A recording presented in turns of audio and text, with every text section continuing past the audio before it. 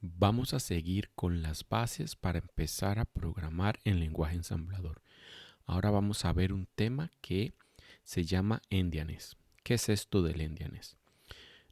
En el tema anterior vimos que tenemos nuestro microprocesador. En este caso estamos hablando de un microprocesador basado en arquitectura MIPS y que este microprocesador tiene su banco de registros de propósito general con el cual vamos a trabajar muchísimo. Después tenemos un banco de registros especiales que los vamos a utilizar, aunque muchas veces no vamos a ser conscientes de ello, ya que estos trabajan mayoritariamente de forma automática. Son muy transparentes al programador. Los registros de propósito general, sin embargo, sí que el programador los va a poder cambiar directamente. Habíamos dicho que tenemos 32 registros de propósito general y que cada uno de estos registros es del ancho de 32 bits o una palabra. Que este microprocesador MIPS se va a comunicar con una memoria a través de un bus de direcciones que es de 32 bits y que justamente eso hace que nuestra memoria sea de 2 a la 32 o de 4 gigabytes o de 1 gigapalabra. ¿De dónde viene el byte? Pues el byte viene justamente del ancho de cada uno de los elementos de la memoria. Decimos que nuestra memoria es de ancho 1 byte, es decir, 8 bits.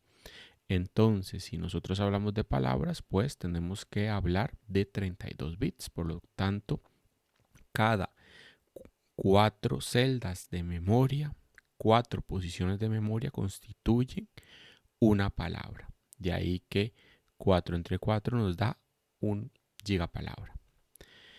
Luego, además de comunicarnos con el bus de direcciones, que el bus de direcciones básicamente va a poner la dirección de la celda que nosotros queremos leer. Luego vamos a hablar del formato y de las restricciones que tienen que cumplir estas direcciones.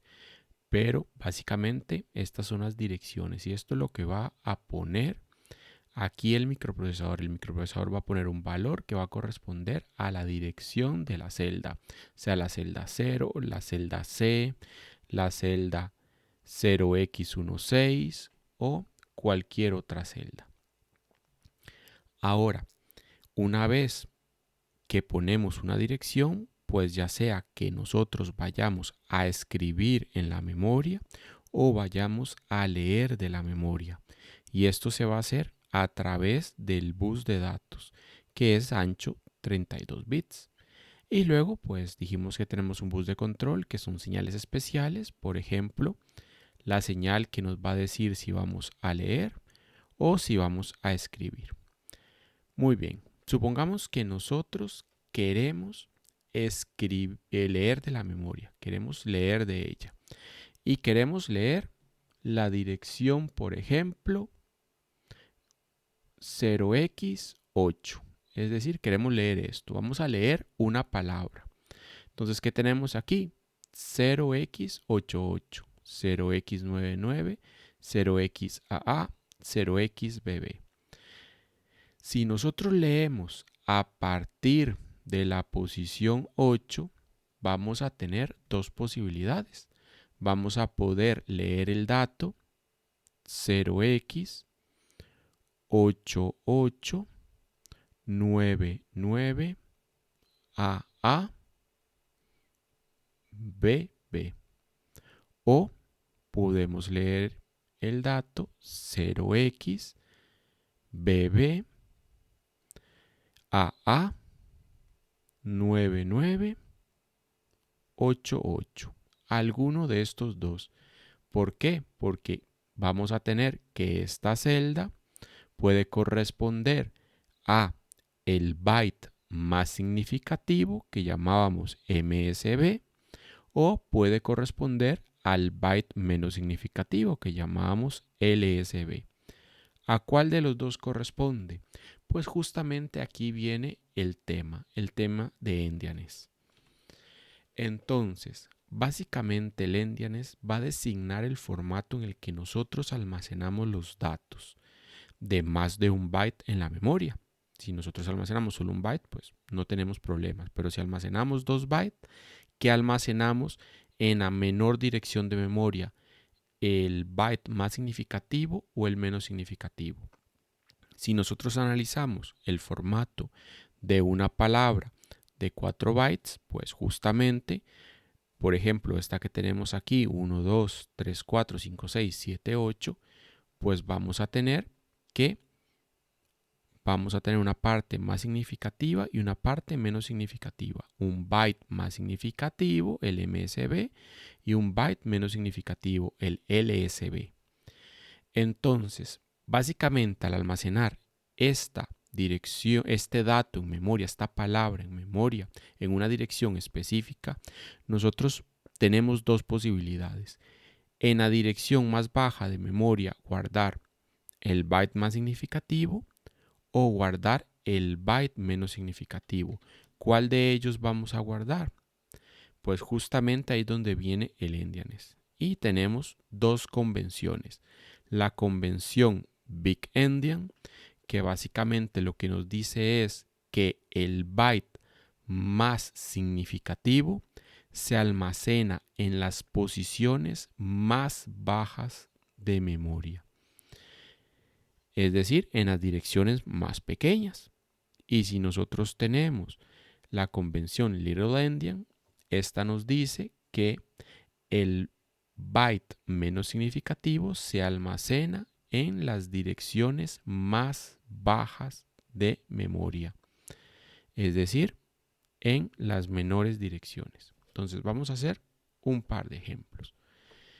Por ejemplo, aquí nos dicen, dada la palabra que teníamos anteriormente, 1, 2, 3, 4, 5, 6, 7, 8, indique cómo se almacenaría en memoria siguiendo una convención Little Endian y Big Endian. Vamos a hacer los dos.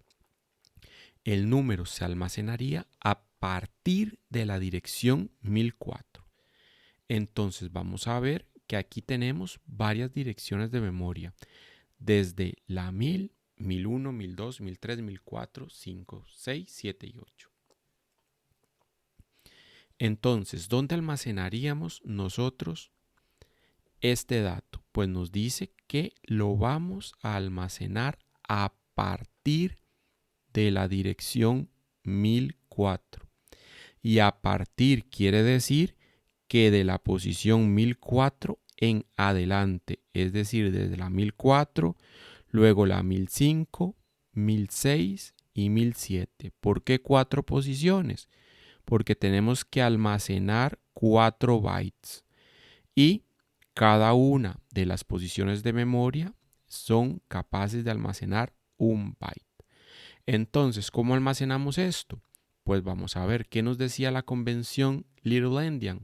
La convención Little Endian nos decía que el byte menos significativo se va a almacenar en las posiciones más bajas de memoria. Es decir, en la convención Little Endian, nosotros almacenaríamos aquí el 7,8. Almacenaríamos aquí el 5,6. Almacenaríamos aquí el 3,4 y almacenaríamos aquí el 1,2. Entonces nuestra palabra quedaría almacenada de esta forma siguiendo una convención Little Endian. Y en el caso de la Big Endian, pues sería lo opuesto. ¿Qué nos decía Big Endian? En las posiciones más bajas de memoria voy a almacenar el byte más significativo. Entonces aquí almacenaríamos el 1,2, aquí el 3,4, en la dirección 1006 el 5,6 y en la última, en la dirección de memoria más alta, el 7,8. Justamente pues es lo que tenemos. Así quedaría almacenado el número, esta palabra, siguiendo una convención Little Endian y una convención Big Endian. Veamos otro ejemplo. Ahora lo opuesto. nos dicen, dada la siguiente memoria. Entonces ya nos dan la memoria llena y nos dice, indique qué palabra se leería de la dirección 1004 si se sigue una convención Little Endian y Big Endian. Nuevamente, cuando nosotros leemos de una memoria, vamos a leer de una dirección y vamos a ir aumentando esas direcciones. Entonces nosotros vamos a leer de la dirección 1004 y luego la 1005, 1006 y 1007. Entonces, si el Little Endian que nos dice que en la posición más baja de memoria está el byte menos significativo. Entonces, aquí estaría el 9A, el BC, el DE y el F0. Y en el caso de una convención Big Endian, nos dicen que en las direcciones de memoria más bajas está el byte más significativo. Entonces sería el 9A, en este caso BC, DE y F0. Entonces, vean que los números son diferentes. En un caso seguimos una convención Little Endian y en el otro seguimos una convención Big Endian y los números son completamente diferentes. Ahora, ¿qué convención siguen el procesador MIPS? Pues MIPS nos permite seguir cualquiera de las dos convenciones. Podemos seguir una convención Big Endian, una convención Little Endian y esto se va a hacer, se va a designar al inicio, cuando nosotros, vamos a decirlo así, encendemos el procesador. Ahí se van a configurar ciertas banderas. No vamos a pasar en medio de un programa de una convención Big Endian a una convención Little Endian. Eso no tendría sentido hacerlo, se nos haría un enredo con la memoria. En nuestro caso particular, vamos a seguir siempre una convención Little Endian porque el simulador que vamos a utilizar utiliza esta convención. Entonces, hasta aquí quedamos con lo de Endianes y luego vamos a continuar con la parte de las instrucciones.